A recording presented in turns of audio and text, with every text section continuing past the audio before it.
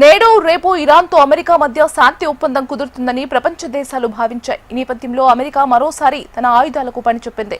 ఇరాన్లోని దక్షిణ ప్రాంతాలపై తీవ్రమైన దాడులు చేసింది. బందర్ అబ్బాస్ సహా పలు ప్రాంతాల్లోని సైనిక స్థావరాలను ధ్వంసం చేసింది. ఆత్మరక్షణ కోసమే తాము ఇరాన్ క్షిపణి ప్రయోగ లాంచ్ ప్యాడ్లు, సముద్రంలో మందు పాత్రలు పరిచే బోట్లను ధ్వంసం చేసినట్లు ప్రకటించింది. ఈ మేరకు అమెరికా సెంట్రల్ కమాండ్ ప్రతినిధి టిమోథీ హక్సిన్ వెల్లడించారు. తమ దేశానికి చెందిన 2 విమాన వాహక నౌకలు, 2 డజన్లకు పైగా యుద్ధ నౌకలకు తీరం వెంట ఉన్న ఇరాన్ క్షిపణి స్థావరాలు ముప్పుగా పరిగణించినట్లు తెలిపారు. ఈ దాడిలో బందర్ అబ్బాస్ పోర్టులోని నేవీ బేస్ కూడా ధ్వంసమైనట్లు వెల్లడించారు. అమెరికా దాడుల్లోన 4 ఇరానీ రెవల్యూషనరీ గార్డ్ సభ్యులు మృతి చెందినట్లు తెలిసింది. అమెరికా దాడులు చేసిన ఇరాన్తో త్వరలో డీల్ కుదిరే అవకాశాలు ఉన్నట్లు విదేశాంగ మంత్రి మార్కో రూబియో తెలిపారు.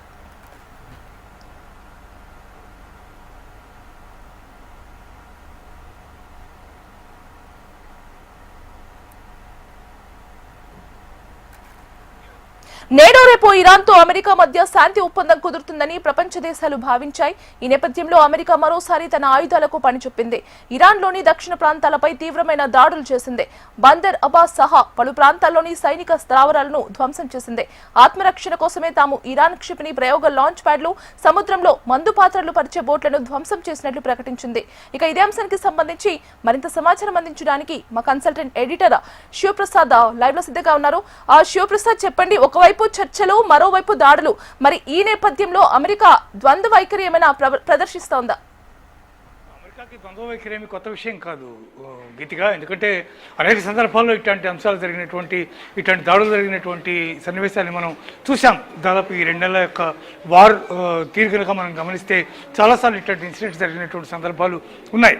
కాకపోతే ముఖ్యంగా ఇక్కడ ప్రధానమైనటువంటి అంశం ఏంటంటే, ఎక్కడైతే హర్ముజ్ మూసివేశారో మొత్తం అంతా కూడా, ఆ మూసివేసినటువంటి ప్రాంతాల్లో కింద ఉన్నటువంటి మామూలుగా ల్యాండ్ మైన్స్ అంటాం వీటిని వాటర్ మైన్స్ లాగా తయారు చేసి వాటి కింద హర్ముజ్ ప్రాంతంలో ఎక్కడైతే నౌకలు వెళ్తాయో ఆ ప్రాంతం అంతా కూడా ఆ బాంబ్స్ కింద నిక్షిప్తం చేసింది ఇరాన్. ఇట్లాంటి నేపథ్యంలో ఇంకా చాలా బాంబ్స్ వాళ్ళ దగ్గర ఉన్నాయి. అట్లాగే సముద్రంలో పహరా గస్తీ కాస్తున్నటువంటి వాళ్ళ యొక్క వైమానిక యుద్ధ విమానాలు ఏవైతే ఉన్నాయో ఆ విమానాలు కానీ, ఓడలు కానీ, బోట్స్, మరైన్ బోట్స్ కానీ, ఇట్లాంటి వాటిని కూడా ఇక్కడ ఉన్నటువంటి ముఖ్యంగా బందర్ అబ్బాస్ ప్రాంతంలో ఉన్నటువంటి సైనిక స్థావరాల వల్ల ముప్పు ఏర్పడుతుంది అనేది అమెరికా ప్రధానంగా భావిస్తున్నటువంటి నేపథ్యంలో వాటిని దృష్టిలో పెట్టుకుని ఈ దాడులు చేశామని అమెరికా చెప్తోంది. అంటే ఒకవేళ అలా కాని పక్షంలో అవి ఏ క్షణాలైనా అటాక్ చేసే అవకాశం ఉంది. ఒకవేళ కనుక డీల్ కుదరలేదు, ఏదైనా ఎదురు తిరిగినటువంటి పక్షంలో వెంటనే అక్కడ ఇరాన్ కనుక స్ట్రైక్స్ కనుక చేసినట్టయితే అక్కడ ఉన్నటువంటి యుద్ధ నౌకలకు కానీ, అక్కడ ఉన్నటువంటి వైమానిక సిబ్బందికి కానీ, విమానాలకు కానీ హాని జరిగేటటువంటి అవకాశం ఉంది. ఈ నేపథ్యంలో సీమైన్స్ని కూడా ప్రధానంగా దృష్టిలో పెట్టుకుని దాడులు చేసినట్టుగా అమెరికా చెప్తోంది. అయితే ఇప్పటివరకు ఉన్నటువంటి సమాచారం ప్రకారం కొంత ప్రతిష్టంభన ఏర్పడింది కాబట్టి సీమైన్స్ని తీయడమే ఒక ప్రధానమైనటువంటి లక్ష్యంగా పెట్టుకుంది అమెరికా. ఆ నేపథ్యంలోనే మరిన్ని సీమైన్స్ ఏర్పాటు చేయకుండా, రహస్యంగా వాటిని కింద ఎక్కడ నిక్షిప్తం చేయకుండా వాటి యొక్క తీసుకువెళ్ళేటటువంటి చిన్న చిన్న నౌకలు ఏమైతే ఉన్నాయో ఆ నౌకల్ని, పడవలని, ఇట్లాంటి వాటిని కూడా పూర్తిగా నాశనం చేసింది. ఈ దాడుల్లో 4 గార్డ్స్ చనిపోయారు, వాళ్ళకి సంబంధించిన వాళ్ళు. అందువల్ల పెద్ద చాలా ప్రమాదం జరిగింది, చాలా సీరియస్గానే జరిగింది. ఇదంతా భీకరమైనటువంటి దాడి. కానీ ఒక వంక తమ యొక్క ప్రతాపాన్ని చూపుతూనే మరోవైపు చర్చలకు వెళ్ళడం అనేది అమెరికా యొక్క స్పెషాలిటీగా కనిపిస్తోంది. అయితే ఇవాళ రేపు ఒప్పందం జరుగుతుందనేటువంటి మాట మాత్రం సత్యదూరంగా కనిపిస్తోంది. కొంత టైం పడుతుందని ట్రంప్ ఇటీవల కాలంలో ఒక స్టేట్మెంట్ ఇచ్చినటువంటి నేపథ్యంలో ఖచ్చితంగా it my take some more time. కొన్ని విషయాల్లో ఇరాన్ ఒప్పందానికి దీనికి మధ్య దూరం ఏర్పడుతోంది. ముఖ్యంగా హర్ముజ్ మీద అధికారాన్ని పట్టుకోల్పోవడం. నెంబర్ 2, ప్రధానంగా వాళ్ళ యొక్క ఆస్తులు వాటన్నిటి ఏదైతే సీజ్ చేశారో వాటన్నిటిని తీసుకెళ్లి వాళ్ళకి ఇవ్వడం. అట్లాగే సిద్ధి చేసినటువంటి యురేనియాన్ని ఇవ్వడానికి అభ్యంతరం లేకపోయినప్పటికీ కూడా అణు పరిజ్ఞానాన్ని మాత్రం మేము పెంచుకోకుండా ఉంటాం, మా సామర్థ్యం ఉండకూడదు అనేటువంటి అంశంలో కొంత డిఫరెన్సెస్ వస్తున్నాయి. దాని మీదే ప్రధానంగా ప్రతిష్టంభన కొనసాగుతున్నట్టుగా తెలుస్తోంది. అందువల్ల ఏది ఏమైనా మేమేం చేయగలం అనే దాని మీద దృష్టి పెట్టింది మరోసారి అమెరికా. అందుకే ఈ భీకరమైనటువంటి దాడులు చేసింది. అంటే ఒకవైపు బెదిరింపు, మరోవైపు సంతకం పెట్టించేటటువంటి ప్రయత్నం చేయడం, ఈ 2 కూడా ఎట్ ఏ టైంగా జరుగుతున్నాయని చెప్పి మనం భావించవచ్చు గీతిగా. శివప్రసాద్, చెప్పండి, మరి ఈ నేపథ్యంలో శాంతి ఒప్పందం కంటే సైనిక ఒత్తిడిని అమెరికా నమ్ముతుందా? అట్లాగే కనిపిస్తోంది. ప్రతిసారి అతను బెదిరించడంలో ఉన్నటువంటి ప్రధానమైనటువంటి అర్థమే అది. ప్రతిసారి అతను బెదిరిస్తూనే పోతున్నాడు. మీరు కనుక ఇది చేయకపోతే ఖచ్చితంగా భీకర దాడులు చేస్తాం, సమూలంగా నాశనం చేస్తాం, ఇవన్నీ చెప్తూనే ఉన్నారు. కానీ వాటన్నిటికీ ఇరాన్ ఎప్పుడూ సమాధానం చెప్పింది. మేము అందరం చచ్చిపోవడానికి మేము సిద్ధంగా ఉన్నాం, మాకేం అభ్యంతరం లేదు, మీరు ఏం చేసినా సరే మేము మాత్రం మా ఆత్మాభిమానాన్ని, ఆత్మగౌరవాన్ని, మా దేశ రక్షణ విషయాన్ని మాత్రం మేము వదులుకోవాలని స్పష్టంగా చెప్పేసింది ఆల్రెడీ. కానీ at the same time Iran ఇప్పటికే చాలా ధ్వంసమైపోయింది కాబట్టి మళ్ళీ పునరుజ్జీవం కావాలి కాబట్టి ఏదో రకంగా శాంతి ప్రక్రియను కొనసాగించాలనే ధ్యాస ఉన్నప్పటికీ కూడా ట్రంప్ పెడుతున్నటువంటి డిమాండ్స్ చాలా సీరియస్గా ఉన్నాయి.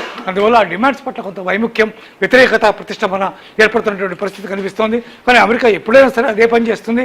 అదే రకంగా క్యూబా కానీ మరొకటి కానీ ఎక్కడైనా ఇదే రకమైనటువంటి వ్యవహార శైలిని అనుసరించబోతుంది అని స్పష్టంగా చెప్పవచ్చు గీతిగా. మరి ఈ నేపథ్యంలో ఇప్పుడు కూడా శాంతి ఒప్పందం కుదిరే అవకాశాలు కనిపిస్తున్నాయా, లేక చర్చలు మరింత క్లిష్టమయ్యే పరిస్థితి కనిపిస్తోందా శివప్రసాద్? క్లిష్టంగానే ఉన్నాయి ప్రస్తుతానికి. కాబట్టి ట్రంప్ ఆ మాట మాట్లాడుతున్నారు. అంటే వెంటనే జరగకపోవచ్చు ఒప్పందం, it may take some time అని చెప్పి ఆయన చెప్పడంలో దాని యొక్క ప్రధానమైనటువంటి అర్థం ఇంకా సమయం పడుతుంది, ఖచ్చితంగా ప్రతిష్టంభన ఏర్పడింది అని పరోక్షంగా మనకి చెప్తున్నట్టే. కాబట్టి ఇరాన్ని మీరు ఆలోచించుకోండి, మేము ఈ రకంగా చేయగలం, ఇట్లా చేస్తున్నాం అనే అంశాన్ని స్పష్టంగా తెలియచెప్పింది. దాన్ని వాడు అర్థం చేసుకుంటారా, చేసుకోరా, ఎదురు తిరుగుతారా అనేది తర్వాత వాళ్ళ దగ్గర నుంచి ఎటువంటి స్టేట్మెంట్ కూడా ఇంతవరకు రాలేదు. అది వచ్చిన తర్వాత కానీ వాళ్ళు ఏమనుకుంటున్నారో తెలిసే అవకాశం లేదు. భయపెట్టడం ట్రంప్ యొక్క ప్రధానమైనటువంటి లక్ష్యం. అట్ ద సేమ్ టైం తాను ఎన్నుకున్నటువంటి యుద్ధం నుంచి బయటపడడం కూడా అతని యొక్క ప్రధానమైనటువంటి లక్ష్యాల్లో ఒకటి. కానీ రెండింటినీ సైమల్టేనియస్గా పూర్తి చేయాలని ఆయన ప్రయత్నం చేస్తున్నట్టుగా కనిపిస్తుంది గీతిక. ఐక్యరాజ్య సమితి అలాగే లేదా ఇతర దేశాల మధ్యవర్తిత్వం చేసే అవకాశం ఏమైనా కనిపిస్తుందా శివప్రసాద్? ఆల్రెడీ జరుగుతుంది కదా, ఇప్పటికే పాకిస్తాన్ చేస్తుంది, ఒమాన్ చేస్తుంది, సౌదీ అరేబియా చేస్తుంది, వీళ్ళంతా కూడా చేస్తున్నారు కాబట్టి ఇక్కడ దాకా వచ్చింది. లేకపోతే ఏమాత్రం కూడా వచ్చేటువంటి అవకాశం లేదు. పాకిస్తాన్ పాత్ర ఏమీ లేదు దాంట్లో, కేవలం వాళ్ళు వేదిక మాత్రమే ఇచ్చారు గతంలో.